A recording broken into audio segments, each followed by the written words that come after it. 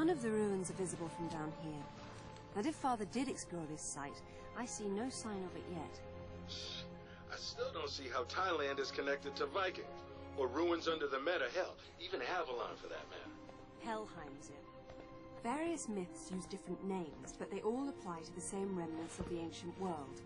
One of those remnants is still alive. I would hate to be Amanda if Natla ever gets free. I would hate to be any of us. Hello lovely people of the world, I'm here to you, and welcome back to Let's Play Tomb Raider Underworld.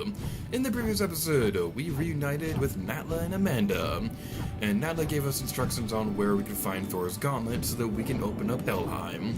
And in today's episode, we are now in Thailand to go look for the gauntlet.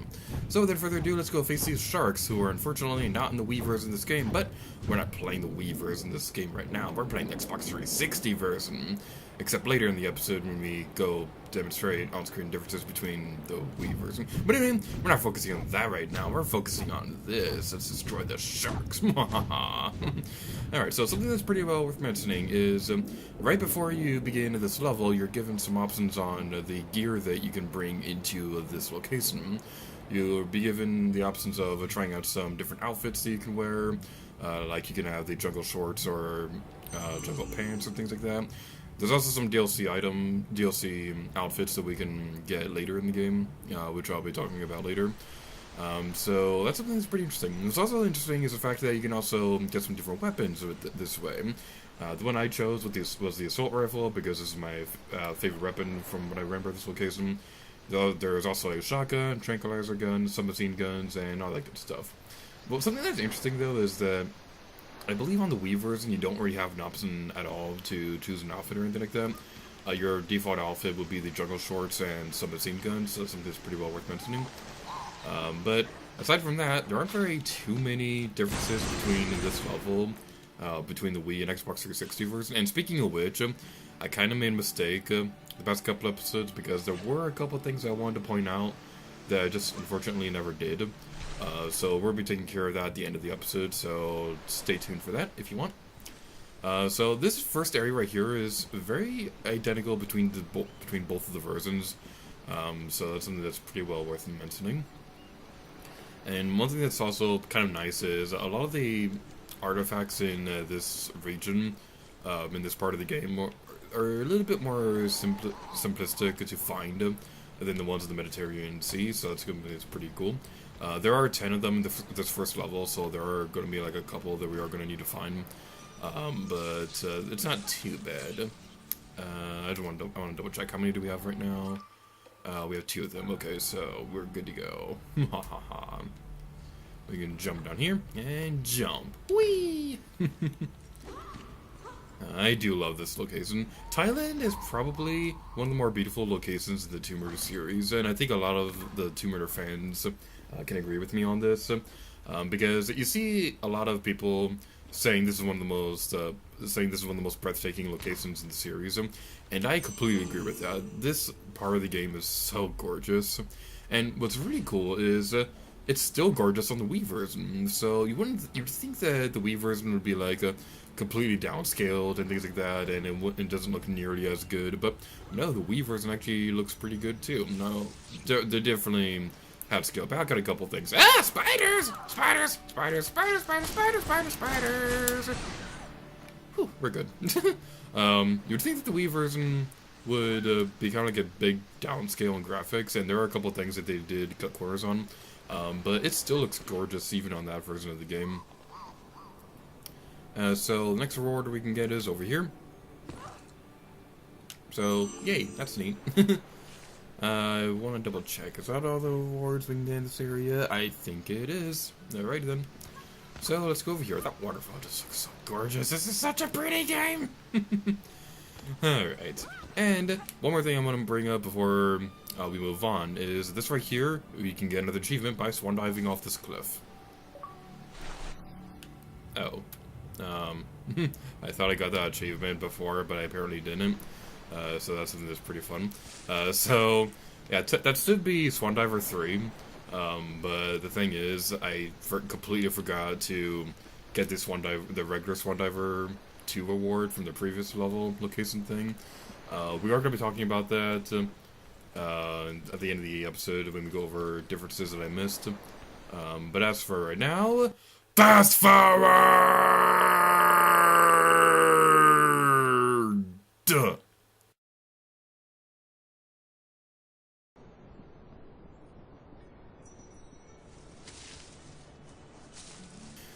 Moving forward, we're going to be talking about the first major difference between the Xbox 360 and the Wii version, because this area right here with the grappling ring, I have no idea why this is different of all things, but that's not there on the Wii version. Instead, there's like a grassy plain area with a statue in the center of it and one tiger enemy, so that's something that's pretty well worth mentioning, kind of.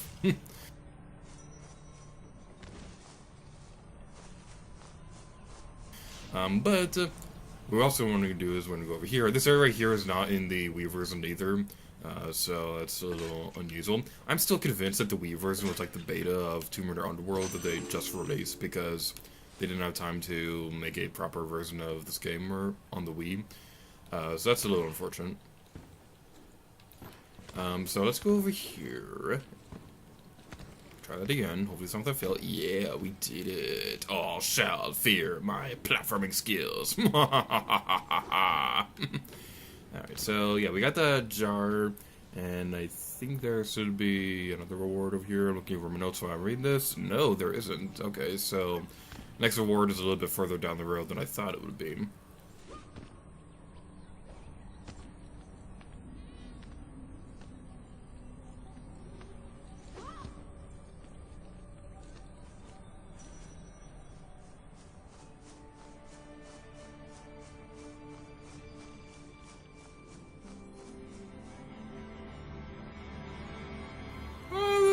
So pretty, and that mountain in the background needs a 3D depth slider, but everything else is just so pretty. Alright, this area right here is... Oh, we took a lot of damage from that. Is it this one? But yes, yes, okay. This area right here is also a little bit different on the Wii version. We'll be demonstrating the differences after we're done with this area because it's actually kind of big. So that's something that's pretty well worth mentioning. But we are going to be continuing on. There's a parrot on that rock. That's so cute. One thing that I really want to bring up is this ledge right here. This ledge right here is so hard to see on the Wii version because it blends in with the rest of the area, and you can't easily tell that you can climb on it, so it's a little weird. And it's also a little bit buggy climbing down in this version too, but a bit more so on the Wii version. So it's something that's kind of worth mentioning. There's a health pack right there if you want it. Like I said earlier in the Let's Play, health packs are way more useful in this game than they are in Legend and Anniversary because you take a lot more damage easy in this game. But now we'll be facing some new enemies. These are tigers, and I have a bit of a fun story with tigers in the Tomb Raider series. Not this game in particular, but more specifically Tomb Raider 3 on the PlayStation, I believe. There were tiger enemies in that game as well, and the thing is, the save system in that game was a little weird. It was weird on all the PS1 games, but in Tomb Raider 3, you pick up save crystals, and this gave you the ability to save at any time, but it would consume a save crystal. Some people don't like this, and I completely agree, but it also kind of made it a bit more of a fun challenge, because you either risk using up... Whoa, that was cool. The waifu is awesome. The save crystals in Tomb Raider 3 introduced a bit of an interesting difficulty challenge where... Is that the right term? I don't really know how else to describe it, but it was like a nice difficulty challenge where do you use up your save crystal now and potentially waste it?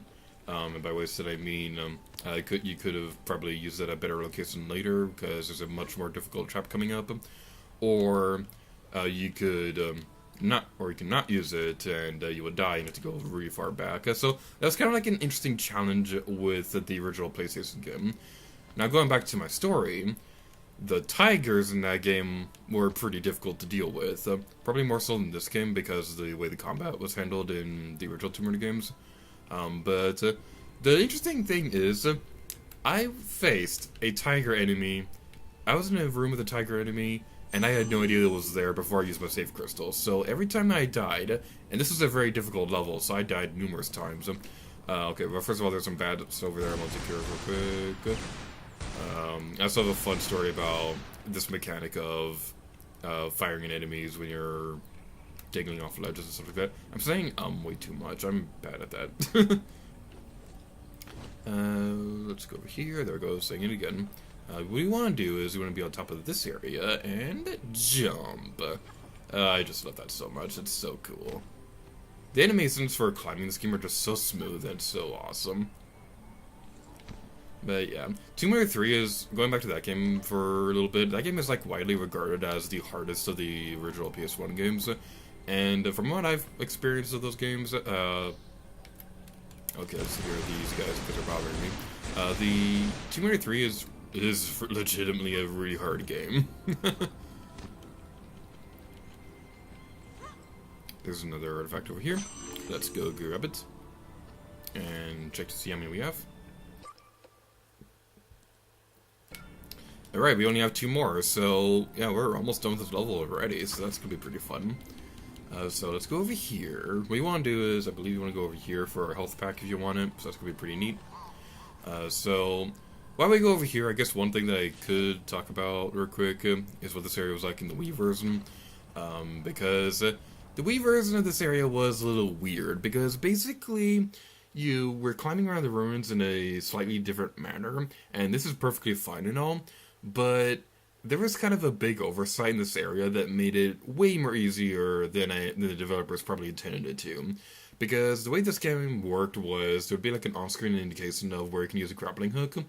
So what you're supposed to do, you're supposed to climb around the ruins the long way, and use the grappling hook when you're on top of the ruins. But the thing is, the developers overlooked the fact that you can use a grappling hook at the bottom of the area, so you can completely sequence break this entire area. So that's something that's pretty fun, and if the Wii version of this game had time trials, then that'd probably be a useful tip. But unfortunately, the Wii version of this game doesn't have time trials. I don't think any of the versions of this game have time trials at all. So that makes it a little bit easier for my job, because, well, I don't do this as a job, but you know what I mean. This makes it a little bit easier for me, because reasons that I am forgetting, because I'm getting a little bit sidetracked, because I won't remember how to do the... There we go! Okay, I was trying to remember how to do that. Where was the thing? Where was the icon for the headshot thing? That was a little weird. Okay, well, basically, this could probably be a good transition to talking about the Adrenaline Headshot. The Adrenaline Headshot in this game works very differently in this game than it does in Anniversary, and I actually welcome this change a little bit. The Adrenaline Headshot made Anniversary a little bit broken in terms of difficulty, because you could just use it to one-hit kill enemies. That's the same case here, but the thing is, every enemy, you can what am I trying to say? The Adrenaline Headshot was not based off the rage meter from enemies, it's based off your adrenaline meter. So this is like a new feature within the game. So you build it up over time by dealing damage to enemies, and you can press the X button on the Xbox 360 controller, I believe, to activate an Adrenaline Headshot. So you go into slow motion, and you use it to headshot your opponent. I didn't do it properly when I was fighting those tigers. Well, that's graceful. Starting to get really tired of this speech, because I died this area way too many times. But, basically, what you want to do, jump over here, and continue on your path of glory and stuff like that. You press B to go downwards, and then you can jump over here. And I was trying to say a moment ago, I didn't do the Adrenaline Headshot properly when I was fighting those tiger enemies, but we will have plenty of chances to demonstrate it more properly as the game goes on, so that's something that you want to keep in mind. But, artifact over here, grab it, it's shiny, good. So let's go over here, and one other thing that I want to talk about with the Wii version of this game, climbing up in those ruins over there is also pretty different in the Wii version as well, and it's kind of silly. I'm kind of convinced this was not the way that they intended for you to solve it, but because it just seems a little bit buggy how you solve it in that version. I have it on screen right now, but basically you climb up the ledge, and then walk towards the end of it, and then you would just be walking on the ledge normally, and then you could jump to the higher area. This is very confusing, because you would think that you could just climb up the ledges normally, but you can't. And the thing is, this is actually something that I've been getting asked about a lot, because I guess some of my viewers are playing Tomb Raider ahead of me, so, which by the way, I really appreciate it when people tell me that. Like, I don't get a whole lot of comments on these videos, but I do get messages on Twitter and stuff like that from fans and things like that. And I had this one fan tell me that they were playing ahead of Tomb Raider Underworld, and it was really nice, so that's pretty fun. If you're watching this, then you're an awesome person. I thank you for watching. Well, thank all of you for watching these videos. I really do appreciate it. I know I'm never going to be like one of the bigger YouTubers out there. I never will be, and I'm perfectly fine with that, because I just like making these videos for fun. But enough about that, because now we want to go over here. I believe there's one more reward in this area, so it's going to be coming up pretty soon. And let's go over here. Alright then. I believe there's some spider enemies over here that you want to be careful with. Let's be careful. There we go. Okay, it could be a little bit buggy trying to climb up that area, so that's why I was being a little bit... Get away from me. Who do you think you are, spiders? It is kind of gross how those spiders kind of scream and stuff like that. Spiders don't scream when they die. At least I don't think they do. Well, no, I know for a fact they don't, because I remember reading this one trivia about Harry Potter and the Goblet of Fire, where it was talking about how, like, Harry in the book was describing how the spider would scream if it could make noises or things like that. So, yay, Harry Potter! Talking about Harry Potter in the middle of a Tomb Raider video, because that's a topic that makes sense for this kind of video. I do like Harry Potter. Harry Potter's pretty cool. Let's go over here. Destroy the spiders. The Tomb Raider series has a pretty interesting history with spider enemies. Fun fact, spiders were actually the reason I kind of avoided Tomb Raider 2 for the longest time. Actually, what am I saying? I still haven't played Tomb Raider 2 because of the spiders. Which is weird because they're a lot more realistic in this game. So I don't know what I was trying to say there for a moment.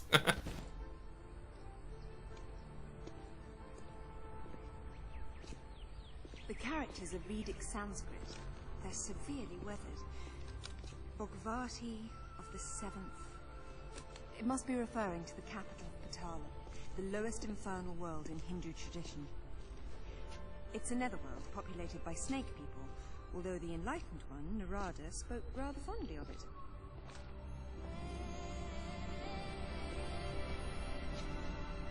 That's Shiva on top, and his mistress Kali is down below.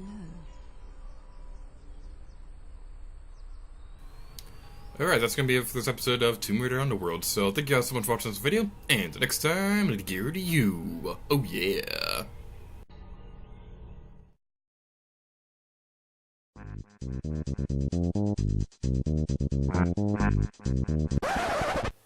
Wait, stop. Before we end the video, I did promise we'd go over differences in the Mediterranean Sea. So, first of all, the opening area for the circly door or circliness room looks a little bit different in the Wii version.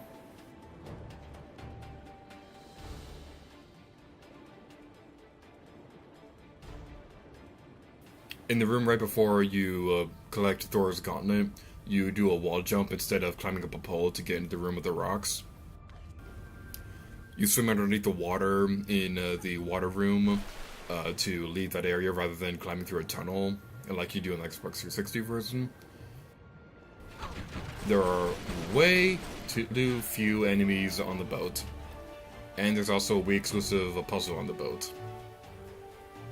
And one more thing that I forgot to point out in the previous episode, you can do a swan dive off the white containers on this boat, and you will get the swan diver achievement. So, there you go. Coastal Thailand Expedition. I don't know the extent to which my father was with Natla, or how much truth is in what she said, but She acts only out of self-interest, so any help or information she provides is because she wants the same thing I want.